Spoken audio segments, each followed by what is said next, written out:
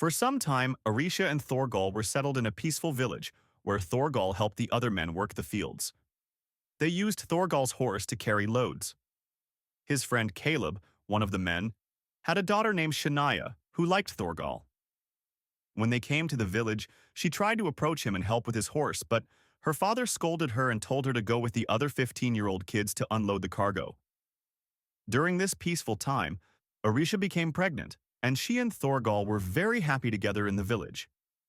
In the middle of a feast, like every night, Thorgal decided to take the horse for a ride because it was barely moving during the day, and he feared it would get fat. He takes it for a ride every night in the sand dunes, and this time Thorgal saw someone. It was Shania. She knew Thorgal would come at the sand dunes and saw him as someone who could give her a life of adventure away from her strict father and boring life. She decided to express her love to Thorgal one night, and that was what she did. But Thorgal tried to be patient and well-mannered, explaining that he had a woman he loved and was expecting a child with her. But at that moment, Shania went too far. "I offer you adventure, and you prefer to stay lying down, yapping like a beaten dog at the feet of a woman who just about manages to drag her fat belly between kitchen and her bed." At that moment, Thorgal, very offended, slapped her but immediately regretted it and went to apologize. But she threw sand at him, threatening that he would pay for what he did. Then she jumped on Thorgal's horse and left. But as she was running on the horse, a white-haired man jumped on her and threw her off the horse. He contemplated killing her, but said she was too beautiful, and she must forget his face. The next day came. Thorgal was in an upbeat mood and hoped to see his horse today. He didn't want to complain to Caleb about Shania's actions because she was young and he didn't want her to get punished. As they were walking in the village, a kid pulled Caleb and said there were soldiers who had come to the village.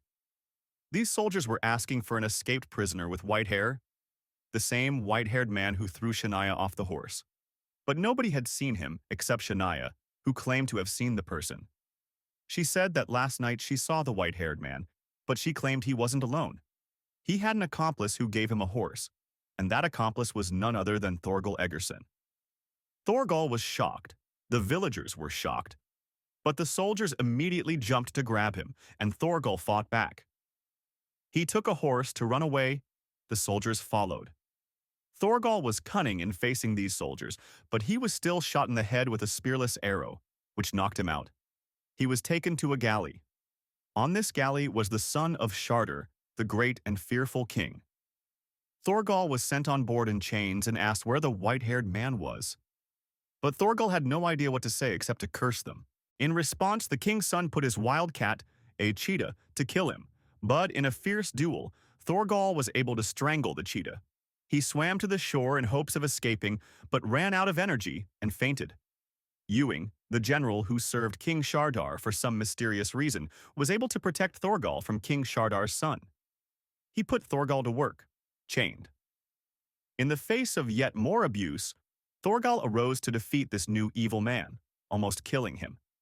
He was then put in a dark room in chains. Ewing the general came into this room and expressed that he was fascinated with Thorgal, and Ewing was also the reason why Thorgal was alive. Thorgal, shocked, asked why. What was the reason for keeping him alive?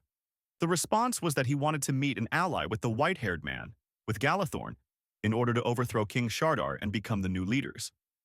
But at that moment, King Shardar's son, hearing everything, arrested General Ewing and both, with Thorgal, tied them up.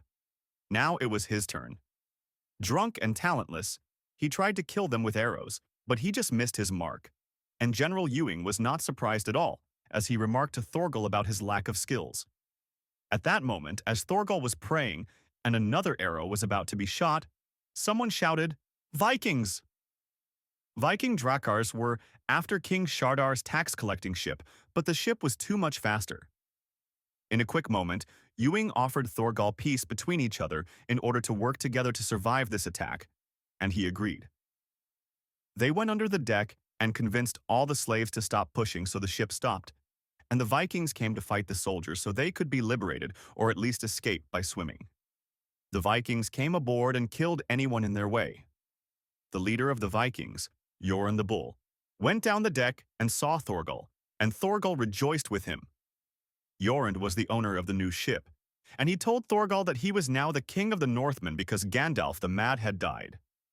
He asked Thorgal to join him, but Thorgal refused as he told him that he wanted a peaceful life with Erisha.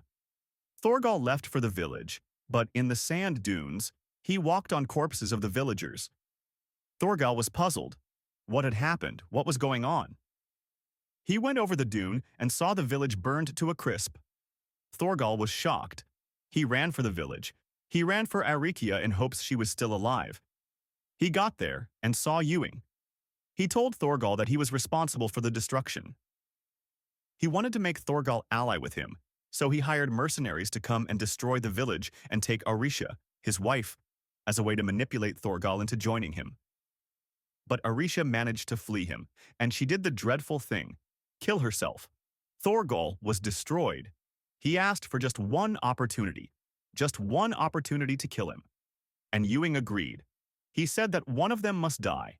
It was either Thorgal for the things he just heard, or Ewing because of the truth.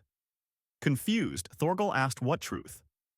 And Ewing grabbed Shania by her hair and told Thorgal that he knew she lied, that Thorgal knew nothing of the white-haired man, and if it wasn't for her, nothing would have ever happened. The words were over. The battle began. As fierce as it was at the end, Thorgal, using his wits as much as Ewing used his power, was able to manage to kill him.